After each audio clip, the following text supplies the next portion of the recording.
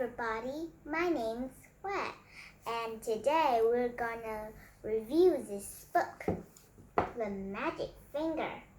I has read it. It was the same writer and the same illustrator, Roald Dahl. And the illustrated is Quentin Blake too. So let's see it. And now I said to you some characters. A little girl. That was this girl. Has a magic finger.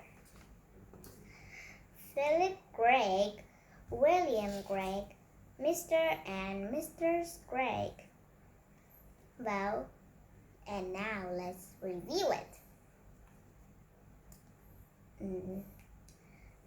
Okay, I just see one page. One page when I start. Good. There was a girl likes to play with Philip Gregg and William Gregg. But William Gregg with Philip Gregg and Mr. Gregg. I didn't know why we named Gregg. Their name kind of creepy a little bit.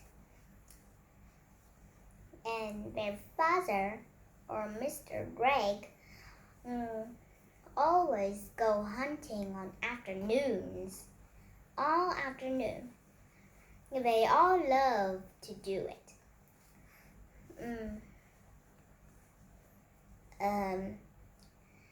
Philip Gregg William Gregg was 8 years old, and Philip Gregg was 11 years old. But the same thing they love to do is hunting. Well, as I said before, I said when they're old. And William Gregg also have his own gun. Well, and one day they even start to hunt a young deer. The girl tried to stop them, but Mr. Gregg said that we like to hunting, okay? And the other afternoon,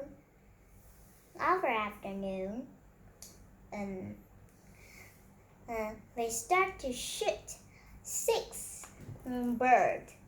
Then there was 4 wild ducks. And a little girl a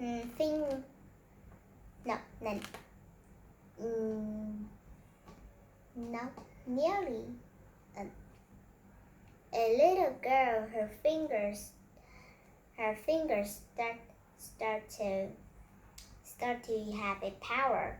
When she thinks she can use only her magic finger to shoot one people, but it all happened to the Gregg's family.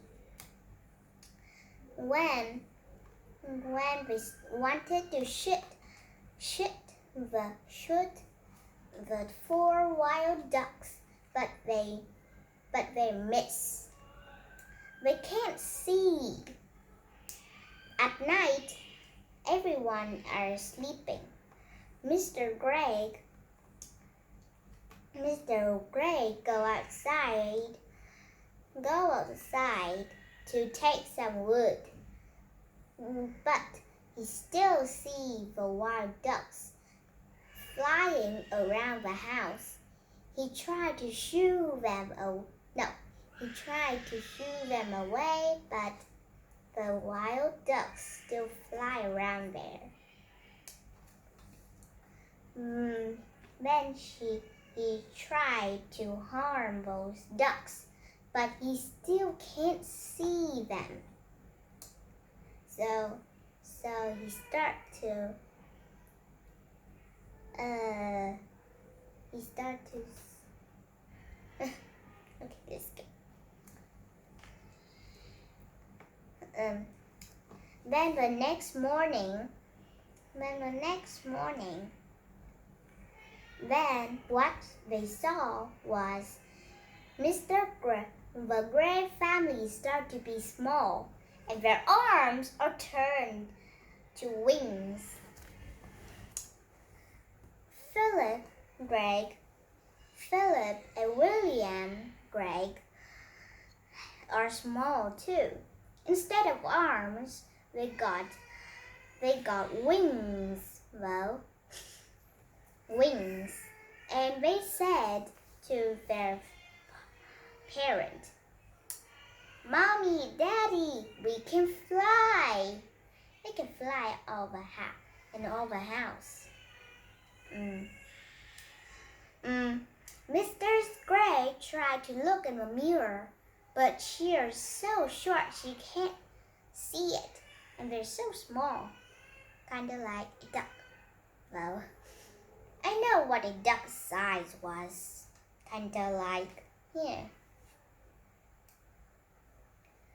I just think like this, but that is just a wild duck. But this is a baby duck. That is my fault. What is your fault? What is your fault? I thought like a baby duck would be like this, and an adult duck would be tall like this. If you thought like me, put in a comment. Okay. Then when they try to fly to the open window, we saw 4 ducks, are big and men's, start to go inside. Then we start to use things in their house. Mr.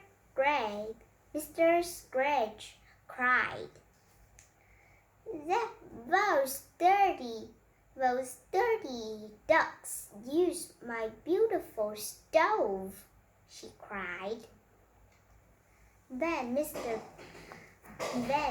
Gray says, "How dare them take my guns?" Then William Gray said, "Those ducks take all the things and use them in our house." Then one day, then this afternoon, we start to use some sticks and start to build up a nest, and we live in it. The night, you can't start. We try to sleep in here. It fit, but it's still cold. When the next morning, we saw four ducks are outside. 3 of them are holding William, Philip, and Mr. Gray's guns. Start to shoot at them. But Mr. Gray cried, "Please don't shoot at us," he cried. Then the ducks said, "You have just shot six birds, and that is our children. You need to pay for this." But Mr. Gray said, "We promise we'll never ever hunting animals." But one duck said,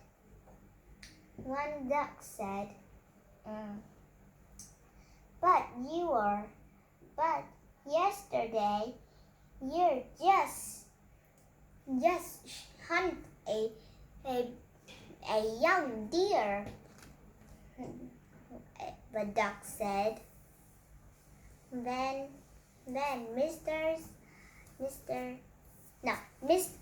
Miss Mr. Greg said, I promise I never ever hunt. As you promise, the duck said. Then one duck said, Will you smash your guns into 100,000,000 pieces? Asked one duck. Yes, said Mr. Greg. Then we start to not shoot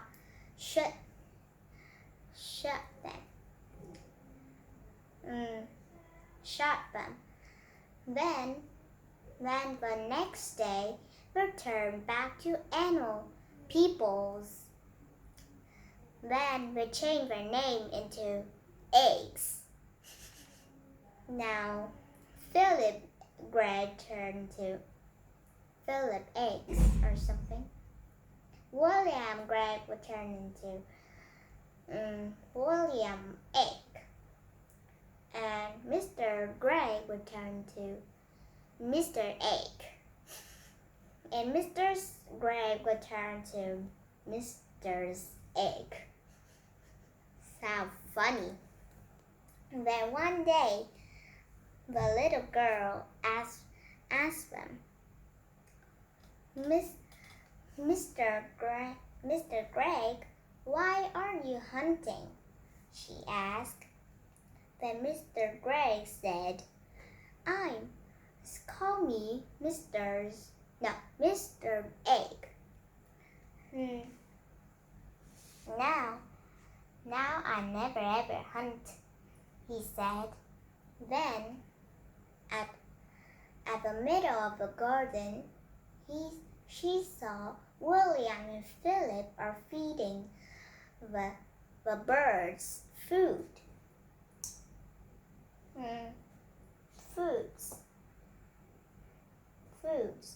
And she asked why they're hunting. Their bird said it was the same reason as their dad said. And that's the end. From this book,